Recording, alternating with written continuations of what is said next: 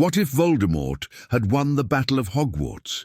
In this epic alternate ending of Harry Potter, discover a dark world where the boy who lived falls, Hogwarts burns, and the wizarding world descends into fear. How would Hermione, Ron, Ginny, and the rest of Dumbledore's army survive under the Dark Lord's reign? This cinematic what-if story explores the fate of Harry Potter characters in a universe ruled by Voldemort. Now take a deep breath and let's go. In a world cloaked in shadows and whispers of destiny, a single battle defined the fate of all wizard kind. The Battle of Hogwarts, a clash not only of spells but of ideals. A war between love and fear, between freedom and tyranny.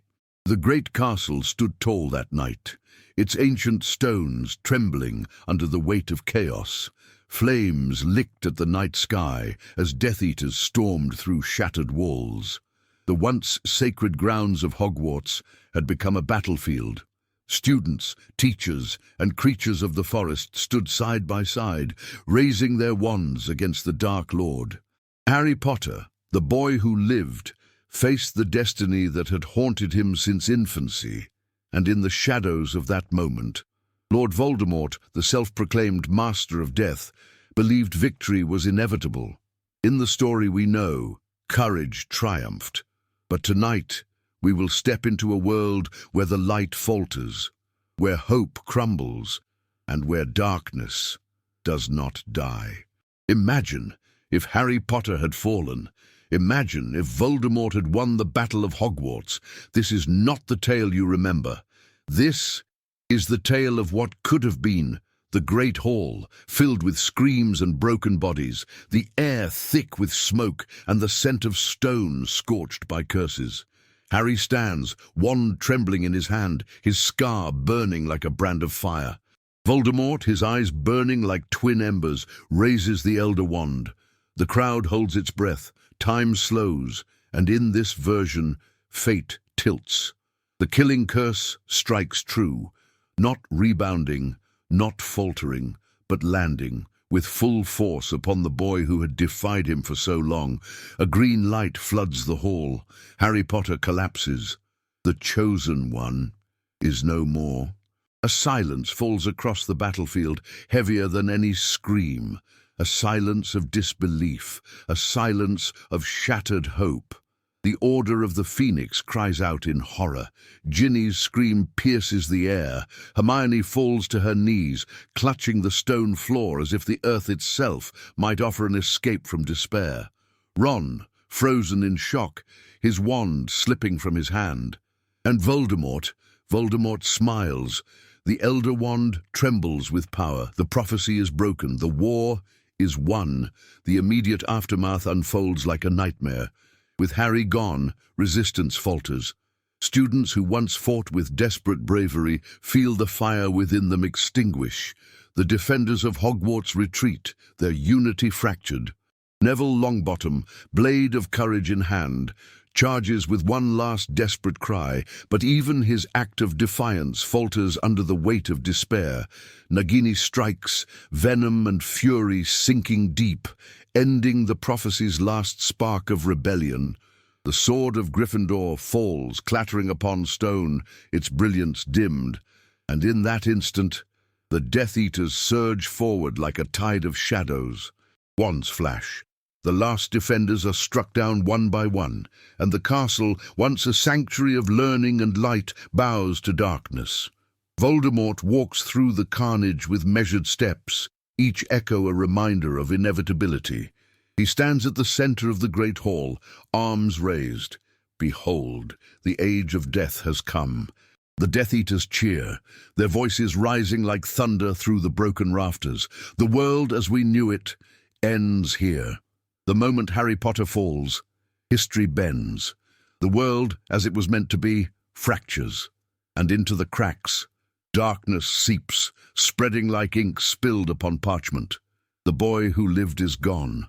The prophecy, broken. And with it, the last fragile thread of hope unravels.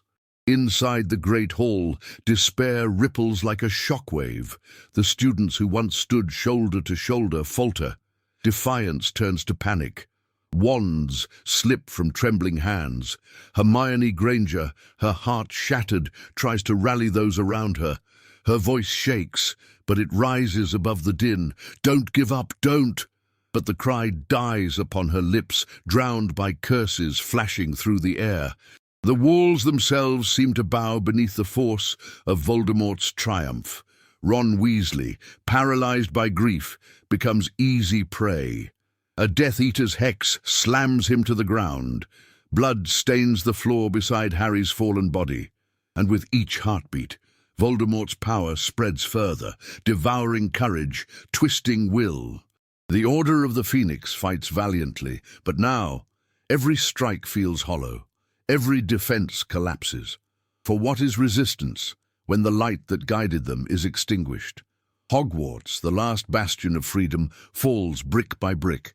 Its ancient towers burn, windows shattering under explosions of dark magic. Portraits scream as canvases ignite.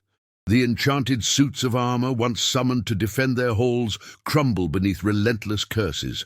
The defenders scatter, some surrender, some run into the forbidden forest, swallowed by shadows, others die where they stand, defiant but doomed.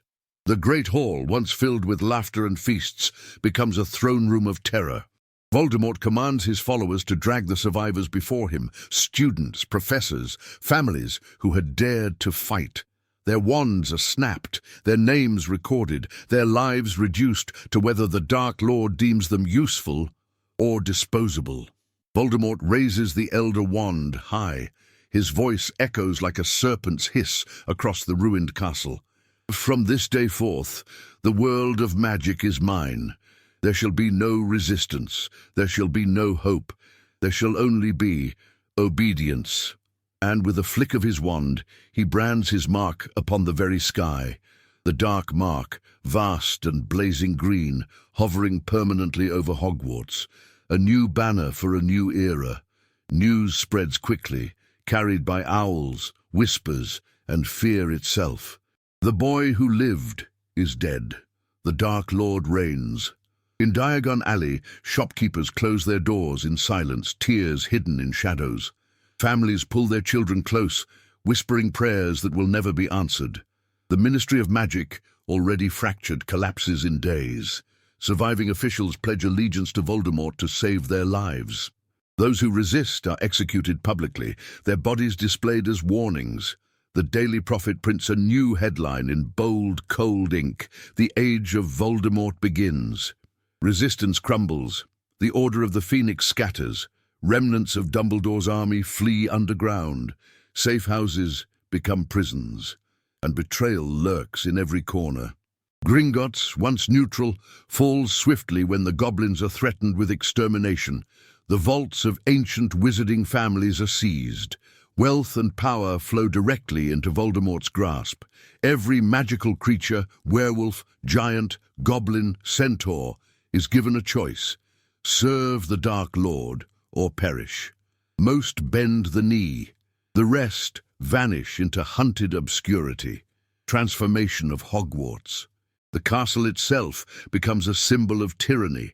The Sorting Hat, once a relic of choice and unity, is burned before the students. "Choice," Voldemort hisses, "is a lie. Children are sorted not by values but by blood. Pure bloods ascend, half-bloods are marked. Muggle-borns are dragged away in chains, their screams echoing down the once hallowed halls. Dark arts replace defense against the dark arts. History is rewritten. The legacy of Harry, Dumbledore, and every act of resistance is erased from books, replaced by a single narrative: Voldemort, eternal, invincible, rightful ruler of all magic. The castle, once alive with the spirit of learning, becomes a fortress of indoctrination. The laughter of students is replaced by silence, curfews, punishments, fear. Hogwarts dies, though its stones still stand. The Muggle world, and beyond the wizarding world, the Muggles. For years, Voldemort had dismissed them, but with Harry gone, with the prophecy fulfilled, his gaze turns outward. Muggle leaders vanish. Entire towns disappear overnight, erased by magic too dark to name. Governments collapse in confusion, their weapons useless against forces they cannot comprehend. Television screens flicker with static as electricity fails mysteriously. World leaders speak of unseen enemies. And in the shadows, Voldemort whispers, "The age of secrecy is over." Wizards no longer hide. Muggles kneel. The entire planet begins to bend under his will. A universe rewritten. The death of one boy, one scarred child who bore the weight of prophecy, reshapes reality itself. Every choice, every destiny, every dream of freedom, undone. The wizarding world becomes a kingdom of fear. The Muggle world, a silent graveyard awaiting its master. And through it all, Voldemort sits upon his throne at Hogwarts, the Elder Wand resting in his pale hand, Nagini coiled at his feet, a crown of shadows upon his head. For the first time, the Dark Lord feels truly immortal. But shadows, even the deepest, are never without cracks. And in the ashes of defeat, seeds of rebellion still stir.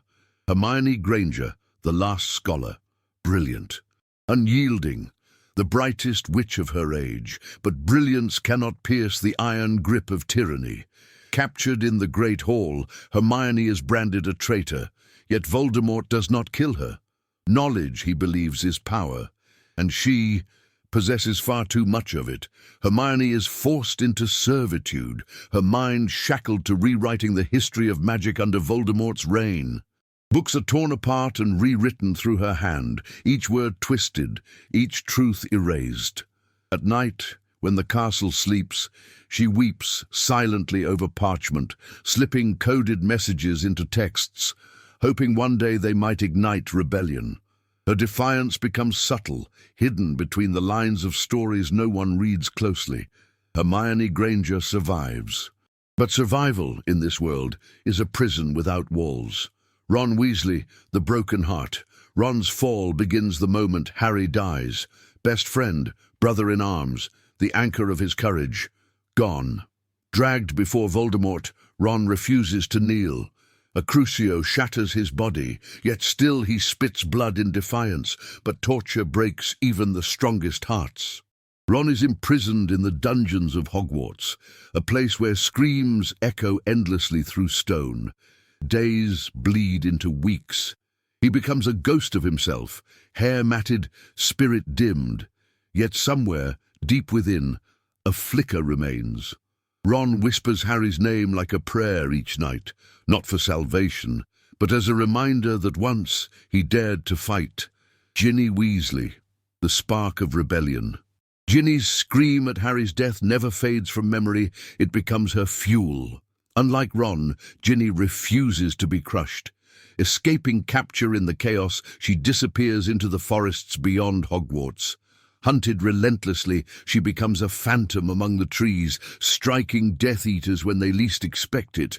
Her face is whispered about in taverns and back alleys, the girl who fights, the flame that never dies. To Voldemort, she is a thorn, a symbol he cannot seem to stamp out. Every poster in Diagon Alley bears her face, branded enemy of the New Order. And though the world trembles in silence, Ginny Weasley becomes the spark that keeps the dream of rebellion alive. Neville Longbottom, the fallen hero. In the world we knew, Neville rose, fearless, sword in hand. But here, his courage is met only with tragedy. Nagini's fangs pierce deep, venom coursing through his veins. He collapses before his friends, his body shaking violently. Voldemort, amused, orders his corpse displayed outside Hogwarts, nailed upon the gates as a warning. This is what becomes of heroes. The image burns into the hearts of all who pass, stamping out courage before it can rise again. Neville's name is remembered not as a savior, but as a symbol of futility. And yet, legends say that his sword, still gleaming though abandoned, remains hidden within the rubble of Hogwarts, waiting, Luna Lovegood, the dreamer in chains. Luna, strange and ethereal, never belonged fully to the world around her. In Voldemort's empire, that strangeness becomes her curse. She is captured, her family slaughtered. Yet the Dark Lord sees no threat in her, only madness. She is locked away in the shadows of Azkaban, where Dementors prowl freely once again, and yet she does not break. In the darkness, Luna whispers stories to the prisoners around her, of Harry, of hope, of love that lingers beyond death. The Dementors cannot devour her light completely, and slowly, the other prisoners begin to believe again, if only in whispers. Luna becomes a beacon hidden in shadow, her madness a shield against despair. Minerva McGonagall, the last lioness. The headmistress fights until the end. Her wand burns with fury, transfiguring stone into weapons, hurling spells with relentless precision. But she is old, weary, and outnumbered. Dragged before Voldemort, she refuses to kneel. Her voice, steady and fierce, declares, "You may command fear, but you will never command loyalty." The curse that follows ends her life. Her body is laid to rest within the ruins of her beloved castle. To the students who watched her final stand, her bravery becomes legend. But Voldemort ensures her name is stricken from history, erased like a stain upon his new empire. Severus Snape, the silent betrayal. Snape's secret allegiance dies with Harry. Without the boy, without the prophecy, his sacrifices become meaningless. Voldemort no longer needs him, yet he spares Snape, amused by his suffering, condemning him to serve in silence. Snape becomes headmaster of Hogwarts once more, but under chains. He oversees the indoctrination of students, every lesson a dagger in his heart. He walks the halls like a phantom, robes whispering against stone, his eyes haunted. He remembers Lily. He remembers Harry. And in the quiet of his chambers he drinks deeply, trying to drown the weight of a life that has lost all purpose. But somewhere, in the depths of his soul, Snape begins to plan, slowly, patiently, for revenge. Draco Malfoy, the reluctant prince. Draco receives everything he once thought he wanted: status, power, recognition. His family stands at Voldemort's side, rewarded for their loyalty. But Draco's triumph is hollow. He watches as Muggle-born children are dragged screaming through the halls. He watches as classmates beg for mercy, as lives are extinguished before his eyes. And though his wand remains steady in Voldemort's service, his heart trembles. The boy who once mocked Harry now longs for the courage he never had. Draco Malfoy lives as a prince in the Court of Darkness, but every night he dreams of escape. The villains. Bellatrix Lestrange revels in the new world. Blood, torture, worship of her master. Her laughter echoes through the corridors as families are torn apart. She becomes the queen of cruelty, Voldemort's right hand. Lucius Malfoy, however, is less fortunate. Though loyal, he is humiliated, stripped of pride, kept alive only to remind him of his weakness. Voldemort enjoys watching him kneel, a broken man. Fenrir Greyback roams freely, tearing through villages, rewarded with human prey. Giants march under Death Eater banners, crushing rebellion beneath their feet. The world of villains thrives, but even among them fear lingers, for Voldemort serves no one, and loyalty in his eyes is nothing but another chain. The world of shadows. The wizarding world is divided. The loyal, the enslaved, the dead, and among them whispers travel of those who still resist. Ginny, the phantom flame. Hermione, the hidden scholar. Luna, the light in darkness. The world bends beneath Voldemort's reign, but destiny, though broken, is not so easily destroyed. A new era of darkness. Years pass, and the world forgets what light once felt like. Hogwarts, now a black fortress crowned with banners of the Dark Mark, looms as a monument to fear. Children march in silence through its halls, eyes downcast, wands held not as instruments of wonder, but as weapons of obedience. The Ministry of Magic has become nothing more than Voldemort's puppet, its officials bowing and scraping like insects at his feet. Trials are spectacles of cruelty. Executions are public theatre. Fear is the law. In the Muggle world, cities lie in ruin. Skies darken unnaturally, as if the sun itself recoils from shining upon the new order. Entire nations have bent to Voldemort's will, leaders enthralled or destroyed. Technology falters against the weight of ancient magic. The age of secrecy is gone, and the world of Muggles is a conquered wasteland, the throne of shadows. At the heart of it all sits Lord Voldemort. Upon a throne of black stone, carved from the ruins of the Great Hall itself, Nagini coils at his feet, her hiss a lullaby of death. The Elder Wand rests in his pale skeletal hand, pulsing with stolen power. He does not laugh, for laughter is beneath him. He does not gloat, for there is no one left to defy him. He rules in silence, his very presence a weight upon the earth. And yet, beneath the mask of victory, a shadow lingers, for even in triumph, Voldemort knows. Fear is not loyalty. Chains do not breed love. And love, though buried deep, has a way of clawing back into the light, the remnants of hope. In secret, small sparks endure. Hermione's coded messages, hidden within rewritten history books, spread whispers among students, fragments of forgotten truth. Ron, broken but not destroyed, becomes a martyr in the dungeons, sharing stories of Harry to prisoners who cling to his words. Luna, radiant in her madness, continues to speak of a world where kindness survives, her voice echoing through the black halls of Azkaban. And Ginny fights still, the girl who fights, the flame that never dies. She strikes in shadows, vanishing before Death Eaters can catch her. Each act of defiance becomes a legend, growing louder with each telling. Children born under the reign of Voldemort begin to whisper her name. Not Harry, not the boy who lived, but Ginny, the flame that endures, cracks in the darkness, and Voldemort hears these whispers. He crushes them where he can. Villages burned, families slaughtered, traitors executed, and yet the cracks spread. For no tyrant can erase memory, no darkness can consume every star. Even Draco Malfoy, the reluctant prince, begins to feed information to the resistance in secret, his fear outweighed by his shame. Even Severus Snape, hollow and broken, begins to plot quietly against his master, driven not by hope, but by vengeance. The seeds of rebellion, though buried in blood, refuse to die, a prophecy reborn. The prophecy, once fulfilled in Voldemort's victory, begins to stir once more. Not written in books, not spoken by seers, but whispered in the hearts of the oppressed. That which was lost will rise again.